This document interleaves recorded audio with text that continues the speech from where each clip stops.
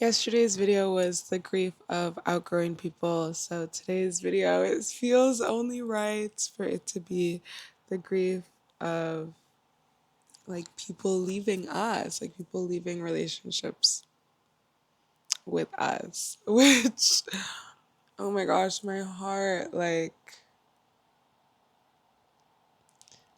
it's like there's now a hole where this person used to be. And it doesn't matter how long the relationship was, honestly. It could have been short, it could have been long. Obviously, the longer it is, like the harder and the bigger the hole. But a hole nonetheless, even if it was a short lived relationship, it just feels like, oh wow, like this person used to be in my life in whatever way it was, and now they're not. And like when that was like a choice, like a very active choice, it's like, can you hear that?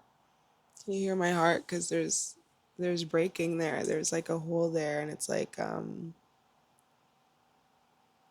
yeah, it's really hard. It's like whether it was a long time coming or not doesn't also matter because it's like there was someone in your life and now they're not there.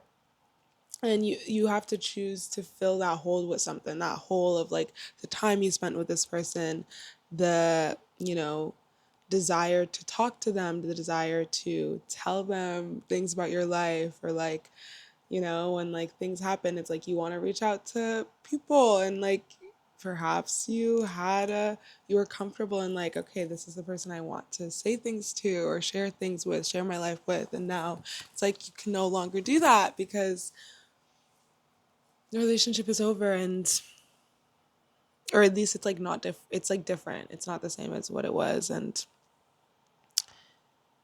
um now there's a hole, and it's like choosing to fill that hole with something. And most of the time the answer of like what to fill the hole with is ourselves. Fill the hole with more of ourselves, more of like investing in our relationship with ourselves, filling that hole with time with ourselves, energy towards ourselves, reverence for ourselves. And that's never going to go to waste. Like time alone, time with yourself in solitude is never going to go to waste because, oh gosh, there's so much to know, there's so much to do, there's so much to explore and discover. And it can be a very beautiful time, a very beautiful process, a very beautiful chance to evolve, chance for evolution, for growth. And it can never go to waste, that time for ourselves. And I don't know, I feel like I'm in that time right now of just pouring into my cup. I feel like finally my cup has begun to like overflow with love and admiration for life and for everyone. It's finally begin to overflow again, and I don't know what that like, I don't know, some there's been times recently, like I'm not even gonna say I haven't felt that recently, like no, like when I was in India doing my yoga training, I definitely felt like my cup was overflowing, but there was also some stagnancy there because I wasn't fully meeting myself.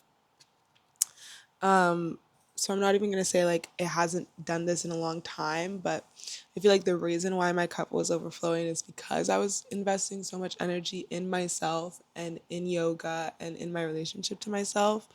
But those things can change very quickly once you um, are around people, and it's like we don't really like, I don't know, I think we should all have like a really good monitoring system of like the time we spend with ourselves versus other people and like where our cup is. Like we all need to do better at like monitoring like our cup and like how it fluctuates throughout the day, throughout the weeks, throughout the months, and just monitoring that, because it's very easy for our cup to go empty or to run low and to not be aware of it. Oh my gosh, that happens to me all the time. It used to happen to me a lot, and I definitely wasn't aware of it at all. Like, I definitely wasn't keeping tabs on it, but that's so important because now that I'm more aware, now that I'm able to actually keep tabs on it better,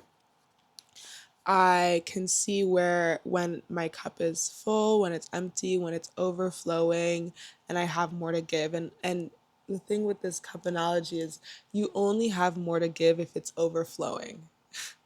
If it's not overflowing, then you don't have that much to give, because you need to make sure your cup is full, and you don't have more to give unless it's overflowing. Like, we know this concept, but how often are we living in our life and our cup is overflowing? It's rare. It takes a lot of work and energy and commitment and consistency for our cup to be constantly overflowing, which means that every time it dips, every time there's a lull, we need to do something to bring it back up.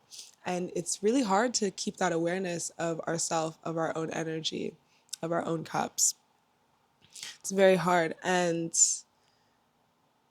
yeah, like, I'm trying to at least do better with myself. Like, I've been pulling tarot cards almost every day, and lately the cards have been telling me to spend time with myself, to spend time in solitude.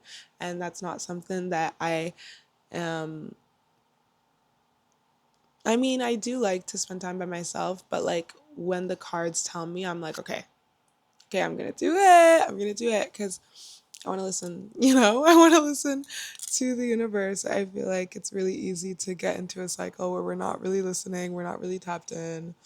We're giving from a half empty cup and or a half full cup. However you want to see it, really doesn't matter. It doesn't change the fact that the cup is not full.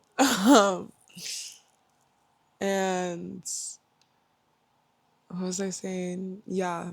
Anyways, it's really easy to not be in that awareness.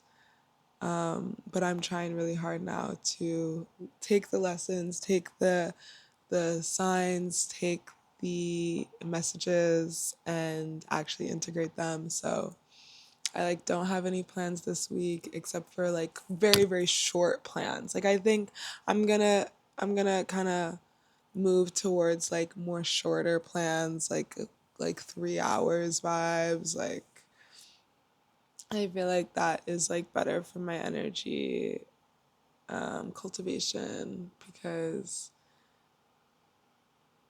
yeah, like, yeah. um I guess this video was like also me ranting and talking, but it's like, yeah, not ranting, but just talking about like random like myself, which I guess is like what this YouTube channel is kind of for. But yeah, like, it hurts when people choose to end relationships with us and leave us.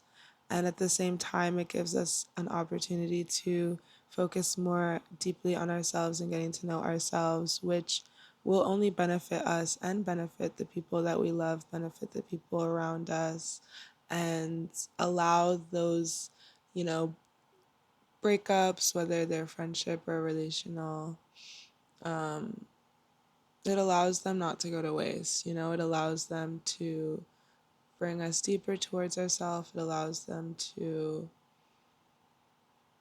change us in a more substantial way where we become more ourselves, know ourselves better. And by being more ourselves, our relationships will only get better from there. Our relationships will only improve from there. And I feel like oftentimes when relationships end, it's like it kind of comes in like waves of like, okay, now a few different relationships are going to end or change in some monumental way. And that can be really frustrating and hard, but sometimes clearings are necessary in order to usher us into our highest path of of utmost growth and healing. And yeah, so like I know it sucks, but I don't know, I'm like smiling. Like it's also like endings and death just are always going to bring in more life. Like it's always going to bring in a rebirth, usher in a new life, a new beginning. And new beginnings are exciting and we should be excited about them. I don't know. Um, I'm obviously not always feeling this happy and excited about endings, but